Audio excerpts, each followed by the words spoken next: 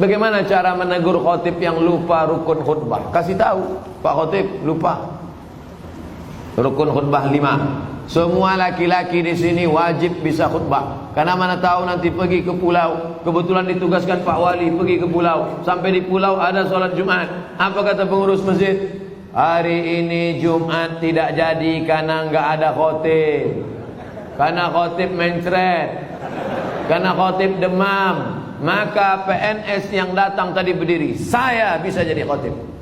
5 rukun khutbah. Naik ke atas mimbar, alhamdulillah wassalatu wassalamu ala rasulillah, ya ayyuhalladzina amanu taqullah, usikum wa nafsi bitaqwallah, Allahumma fir lil muslimina wal muslimat.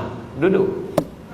Habis itu tegak lagi, alhamdulillah, Allahumma salli ala sayyidina Muhammad, ya ayyuhalladzina amanu taqullah, usikum wa nafsi bitaqwallah, Allahumma fil muslimina wal muslimat. Dah, umat. Rukun khutbah cuma 5. Alhamdulillah, salawat, ayat, wasiat takwa, doa. Alhamdulillah, salawat, ayat, wasiat takwa, doa. Selesai sholat, Bapak dari mana? PNS Tanjung Pinang. Kok pendek kali rukunnya? Aku masih syukur bisa, kau tak bisa lagi.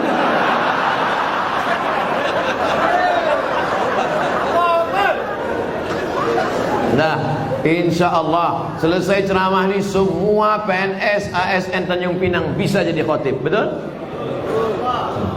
Sependek itu pun ada juga yang ragu. Naik ke atas.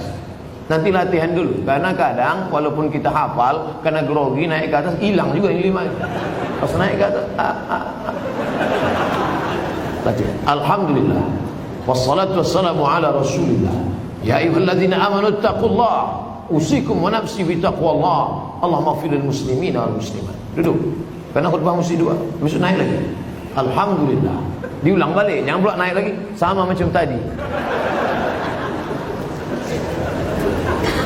Apa pendapat Ustaz tentang film The Santri yang tidak mencerminkan kehidupan pesantren yang sebenarnya dan disutradarai oleh Livi Zeng yang kontroversi itu?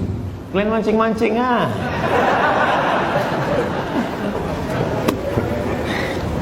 Udah banyak komentar udah. Ikuti aja yang udah ada tuh. Saya yang beban lama aja belum selesai lagi.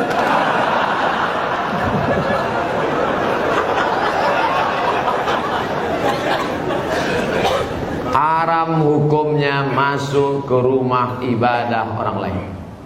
Haram. Saya tak nonton film ini sampai habis. Baru menengok trailernya. Tapi di dalam itu yang bisa saya komentari, pertama masuk ke rumah ibadah. Karena Nabi tak mau masuk ke dalam tempat fihi surah wat tamathil, kalau di dalam itu ada patung berhala. Maka dalam Islam mazhab Syafi'i mengharamkan masuk ke dalam rumah ibadah di dalamnya ada berhala. Mazhab Syafi'i. Kita pakai mazhab apa? Mazhab Syafi'i. 2. Tentang masalah laki-laki perempuan berdua-duaan tak mahram. Anak-anak. La yakhluwanna rajulun ma'amra'atin illa ma'adhi mahramin. Oleh sebab itu maka kita jaga anak cucu kita dari perbuatan-perbuatan maksiat. Bahwa ada misi-misi sesuatu di balik ini semua, wallahu a'lam bishawab. Kita akan diminta tanggung jawab di hadapan Allah Subhanahu wa taala. Islam tak perlu diajari bagaimana berinteraksi sosial dengan saudara kita non muslim. Karena kita sudah lama bertetangga, apalagi orang Tanjung Pinang. Seandainya orang Tanjung Pinang ini ekstrim, tak akan ada orang Tionghoa di Tanjung Pinang, betul? Kita semuanya bisa menerima, siapapun yang datang semua bertetangga, berkawan, bersahabat. Tapi kalau sudah dalam masalah ibadah, ritual, tak ada tawar menawar. Wala ana abidum ma'abatum wala antum abiduna ma'abud lakum dinukum. Ini sekarang banyak yang tak bisa membedakan kebablasan, tak bisa membedakan mana toleransi, mana tolerasin. Harus bisa dibedakan. Jangan karena toleransi mengorbankan keyakinan akidah anak-anak kita. Nauzubillah. Dan orang-orang yang pernah di pesantren pun ketika menonton itu, ini bukan anak pesantren. Anak pesantren tak begitu. Bagaimana tanggapan Ustaz tentang disertasi Dr. Abdul Aziz mengenai seks pranikah? Ini tulisan seorang bernama Sahrur. Siapa namanya? Sahrur, bukan Pak Sahrul. Pak Sahrul Pak wali kita. Seorang laki-laki namanya Sahrur. Sahrur artinya burung. Nama jenis burung, hitam warnanya.